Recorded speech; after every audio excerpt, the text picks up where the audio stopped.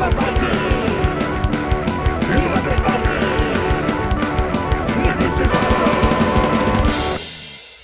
everybody, it's me, Undead Viking Lance Meister. I'm here to tell you about this game, Vikings of Dragonia. Now, obviously, the game has Vikings in it, so I knew I was going to like it. That's not true. There's actually been a couple of Vikings games that I didn't actually enjoy. But I knew when I saw the pictures of it, this cartoon art and the obvious reference to How to Train Your Dragon, some movies that I really, really enjoy. I read the rules and I knew I was going to dig it, and so when the Mock Brothers, these three guys, who this is their first design, asked me if I'd be willing to take a look at this and play it. I knew my family would like it, or I had a good inkling that my family would like it. And I knew this would be one of these perfect, like, lighter, competitive games that my gaming group would really enjoy. So I said, yes, please. They sent this off, and now I've played it probably a good 8, 9, 10 times, and I've enjoyed the heck out of it. And so I want to tell you more about it, tell you how to play the game, and then we'll come back here and I'll tell you exactly what I enjoy about the Vikings of Dragonia. Alright, cool. Let's show you how to play. This is the game board for Vikings of Dragonia. I just want to call your attention to a couple of things before I dive fully into the gameplay. These are tiles. You actually set up the game before you make it. You determine how many players you're going to have, and then you discard the tiles you won't use. So like you can see, this particular tile has like a 2+, so you'd use this for any number of players. Other ones, like this one here, is for only 4 or more players, and so you just discard the ones that you aren't going to use, and then you shuffle up the tiles, and you make the map. And so the map will be different, you know, every time you play, theoretically. I guess it could be the same, but you're probably not going to remember if it's exactly the same, if you will. But I'm getting ahead of myself and going off on a tangent, as I want to do. But you can see here there are spots where these two dragons are. These are the wild dragon coves. The dragons do stay there, but they do move as the game is played, and they do play an integral part of the game. I'll explain that in a little bit. There also are these little islands that you are going to fight over with the other players. And you basically, when you control islands, you have more power. And if the first person to have 8 total power is going to win the game. These islands, you can see they have these numbers on them. Like this one has a 2, and this one has a 3, and this one has a 3 and a 1. And that is the income that that particular island will make for you during the income phase. You will take over these islands when you do your actions by moving one of your Vikings onto one. You can't just move onto it and take it, though. You actually have to purchase the island, and all islands cost 3 coins, and that is an action that you do as well. You should also notice that there are several of these little cubes here, one for each color.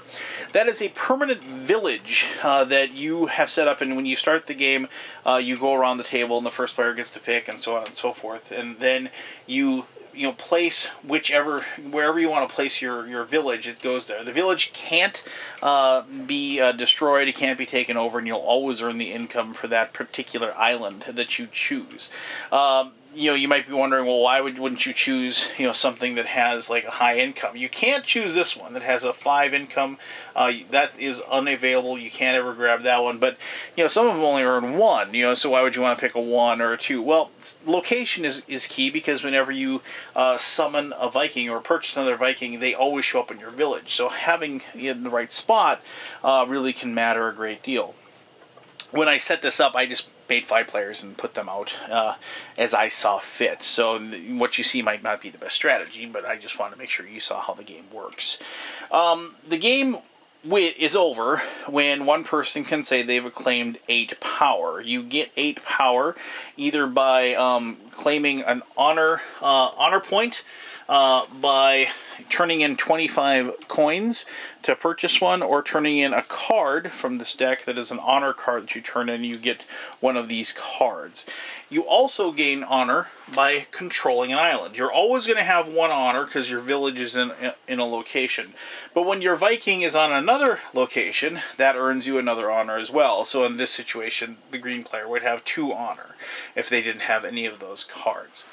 So the goal of the game here is to move your Viking out, take over other islands, purchase new Vikings, send those out to take over the islands, and so forth. But along the way, you're going to be needing to use your Vikings to fight other Vikings to, disengage them from the honor points that they have. You don't want them to control too many villages, or then they're going to win.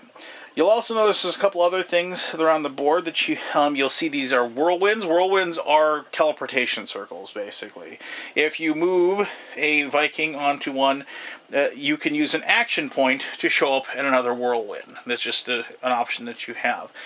You might notice that there's these cloud banks. Cloud banks block movement. Vikings can't move through them, and dragons can't move through them either. So you have to actually go around those particular limitations. So on your turn, basically you're going to pick somebody to be first player. They're going to get this token, the Viking leader token, and they're going to be the first player. And it goes around the table, and then they pass that clockwise to the person on their left, and they're the first player for the next turn. But on your turn, what you're going to do is, well, and they have one of these handy little token sheets here that tells you the different actions you can take. You can do these actions in any order you want. You can do the same action multiple times as long as you have the ability to do it. And so on your turn, you can move a Viking, and moving a Viking is pretty simple. You just move in one space. That is an action right there. Moving that Viking from there to there, you have to assume that he's on like a long ship, if you will. And then you can also move a wild dragon. You could say, this dragon's going to move here. And you can just, he fell over. And you can move the dragon one space and move him to that location, so to speak. You can then buy an island. If you have 3 coins, you can buy an island, and you just say, I'm going to buy this island. And then that would automatically move your Viking on top of that island, and now you are in control of that particular island. Now, if somebody else comes along and blasts me off this, or for whatever reason I move my Viking off there, it isn't like a claimed island. The next person who wants to take it has to buy it as well. So it does, actually become unoccupied and has to be repurchased at that point. As an action, if you have 25 coins, you can buy one of these honor cards. And you can also, for 2 coins, buy a power card. And I'll explain power cards here in just a little bit. Those are just a bunch of different powers, obviously power cards, that you will break the rules in some way. You can also purchase a Viking. For 2 coins, you can take a Viking and you can put him on your spawn with your village. And then you can immediately, if you have an action left, you can move him off there and move him to wherever you want to go. You can also, as an action, play a power card. Now, most of the power cards, when you play them, costs an action to actually play the card. And I'm going to actually pick these up and go through these. So, some of the cards that you actually have to pay to use them are the Viking Raid. You can move 1 Viking to any water space. Obviously, you can just move wherever you want. You can play this one, a Wild Dragon Fury, where you can have a Wild Dragon attack an adjacent opponent. And I'll explain how attacks work here in a little bit. Calling a Wild Dragon. You can move a Wild Dragon to any one space. Dragon Boost. Now, this is the one that doesn't cost an action. This is gain a free action. It would make sense to use an action to get to play a card to gain an action. If you play this, you get 4 actions on your turn. Now, one of the big cards that is in here are any cards that are fireball cards. And fireball cards allow you to attack another Viking. Now, I'm going to explain how combat works. And combat's pretty simple, but it is hand management, and it is sometimes kind of difficult to determine whether or not you're going to be able to knock somebody off of an island. So let's just say, we have, White has managed to take over that particular island, and Black is right here. Now, the player who's there, maybe they used an action like so. They've moved into that spot, and now they want to go ahead and attack that particular Viking. And, they want to knock him off of that island, so then they can go ahead and, fight him. So what they do to begin a fight is they show a fireball card. And so they just take a fireball card from their hand. You have a hand limit of 7, just so you know. You can't collect any more cards until you have less than 7. This isn't a game where you get to draw 1 and then discard the one that you don't want. You have to go this route. So you take a card, you play it, launch 1 fireball, and you're going, I'm launching a fireball at White. Now, if I am the player who is white, I have to either respond with fireballs that either, that match or exceed this card, or if I have a retreat token, I can retreat my Viking back to my village. And I would say, okay, I'm retreating, and then you just take them and you put them back in your village, like so. If I have a card that allows me to cast a fireball, like I have one of these, I can go ahead and say, I'm using a fireball. I have now equaled the attacker. Now the attacker has the same option as the defender had. Right now, defenders win ties. Remember that. Defenders win ties. So the attacker has to exceed. So if I have another fireball, I can say, well, I got another fireball. So I'm going to go ahead and play... Oh, that's not a fireball. Whoops, I'm sorry. This is the fireball. He could also, if he wanted to, he could retreat as well. So I can go, okay, I'm going to play a fireball. So now I've got 2. And so then now... Once again, then we go back to the defender, and they have to make up their mind as to what they're going to do. Now, if they have, like a thing that says 2 fireballs, they can play that, like so. Now I've got 3 tier 2, and now I've got to respond with fireballs. Now I could, if I had 2-1 fireballs, I could respond with 2-1 fireballs in this thing. But now I'd either, like say I don't have any fireball cards, I can either play retreat as the attacker. If I don't have a retreat card, I actually lose my Viking. He's killed, he goes back to my stock, and the defender wins. Now, in a reverse situation, if like we reverse the cards and maybe the attacker had these and the defender had these, what'll happen is he gets destroyed if they don't have a retreat token.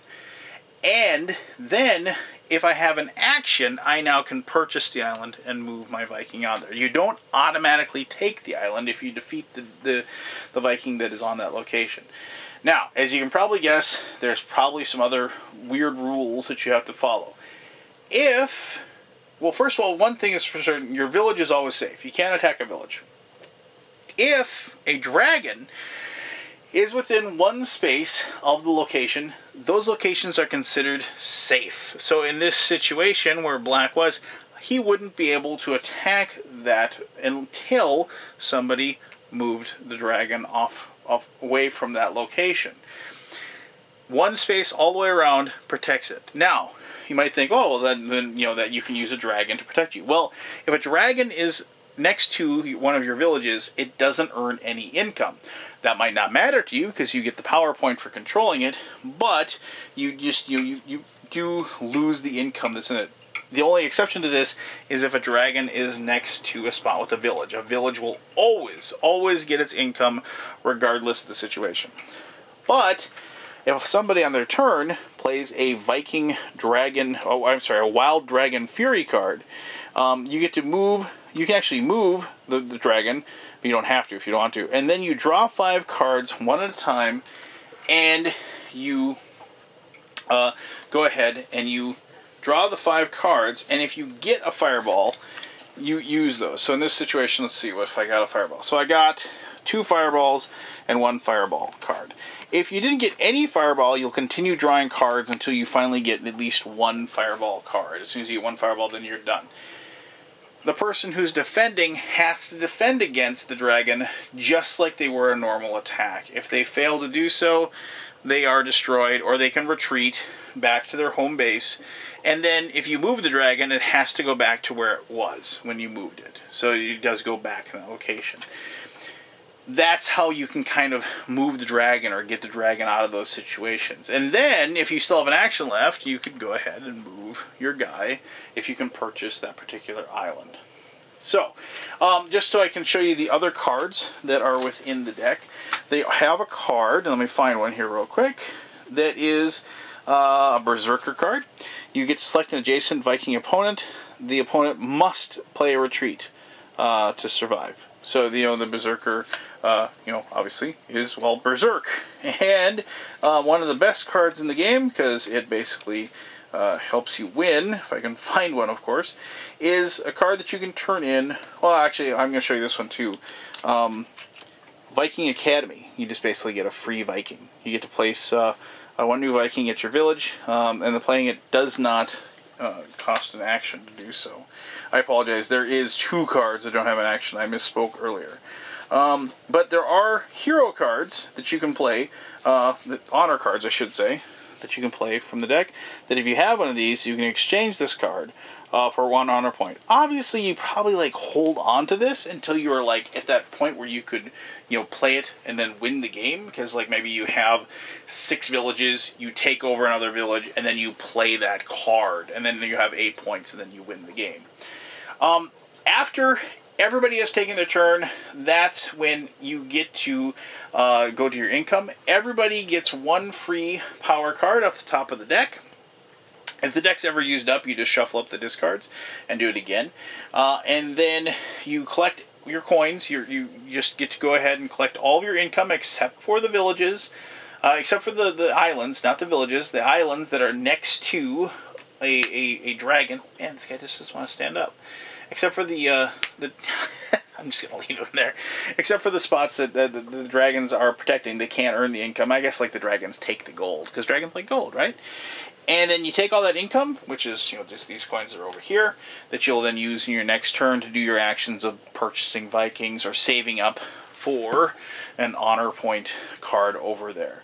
And you just continue this, and the game continues. There's no set turn limit. You'll just continue playing until one person is able to get those 8 points and win the game.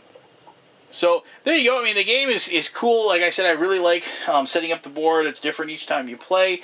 It looks like there's a lot of room, but trust me, with 5 players, it does shorten up really quickly. And when you play with other players in the number, because you remove the tiles, there is not a lot of room, and you will be in constant contention for all the different spots, especially the spots that earn you a lot of money.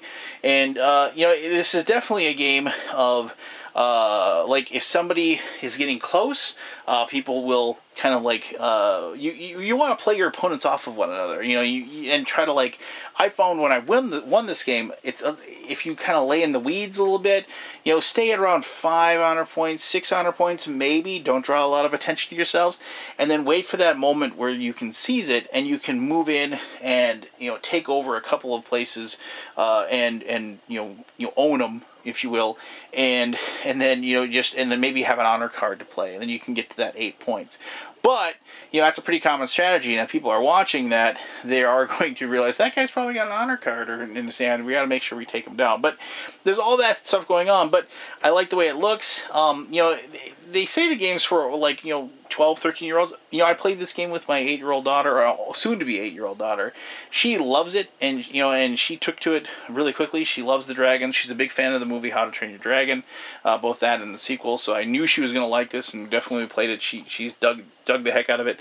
And this is one of those perfect little gateway family games that doesn't have a ton of rules, but has a lot of depth to it. You know, just that unexpected depth, if you will, for a game with this rule set. But I'm kind of breaking into my conclusion at this point, so why don't I just go ahead and cut to my conclusion, and we can talk more about that at that time.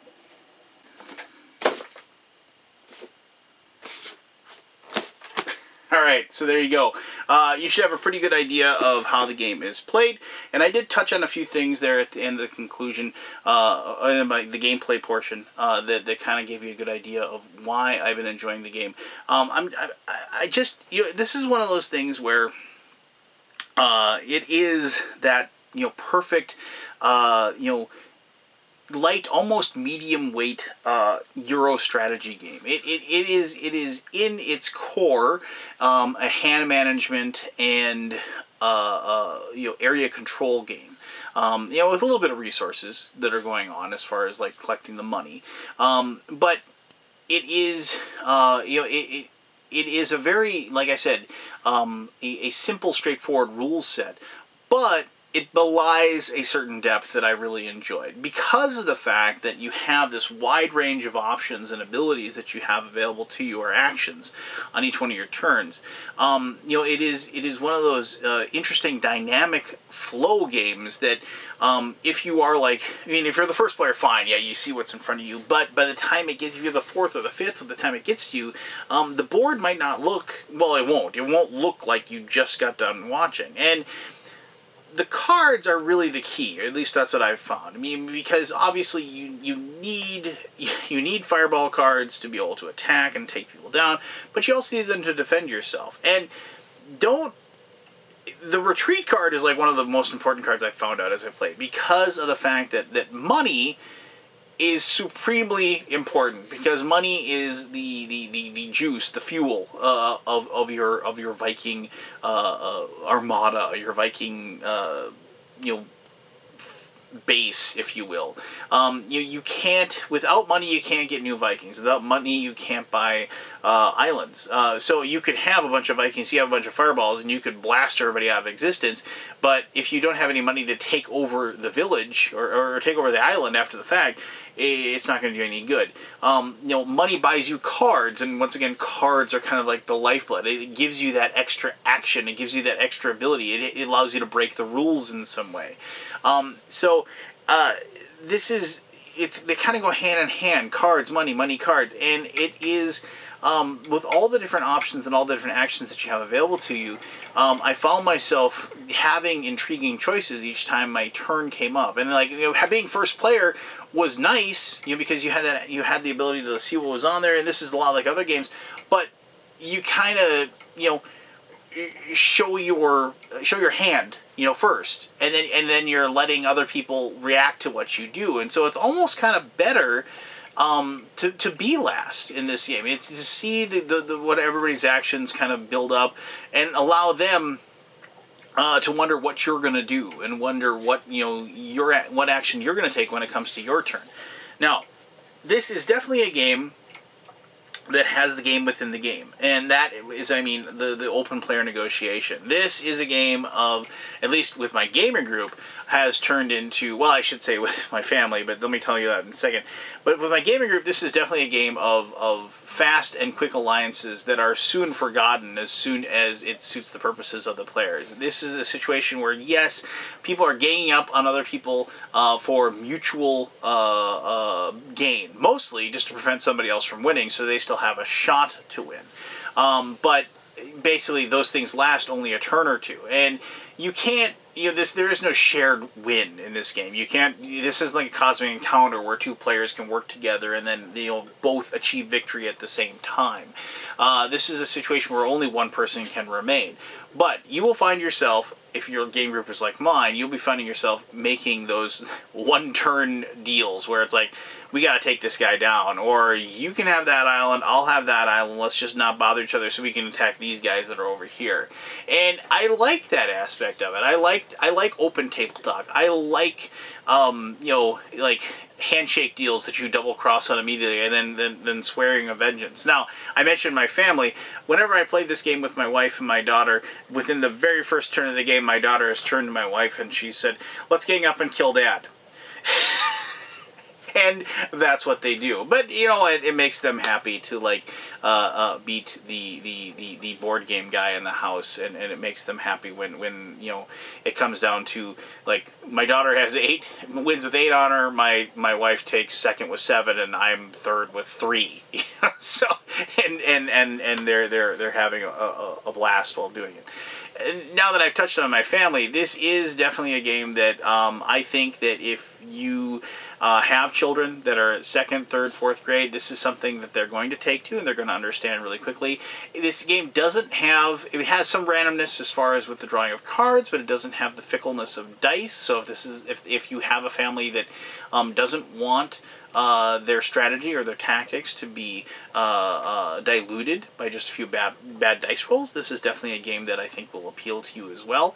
And it is definitely, I remember watching a review of my peer, Scott Nicholson, once. He said this is definitely a social strategy game.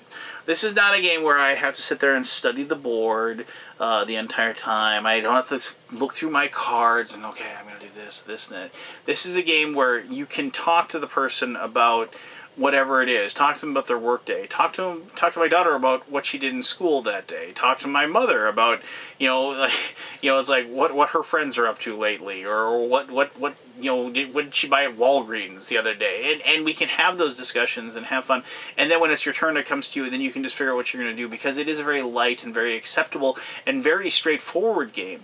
that is highly enjoyable. And, you know, for all those reasons, and because of the fact that it both, like, satisfies my family gaming need, but also it satisfies that itch that I have when I play a game like this with my friends. I found this is a great tune-up game for a longer game session, you know, that we're going to be having. If we're like, you know, we're going to, you know, bust out like Battle of Five Armies, or if we're going to, you know, play a game of Antique or Imperial or something like that. Something just to kind of get the competitive juices flowing before we pull out that big deep thinker that we're going to have. So for all those reasons, and just the fact that I've just had a blast every single time, plus the artwork is just awesome. I love the cartoon artwork for this game.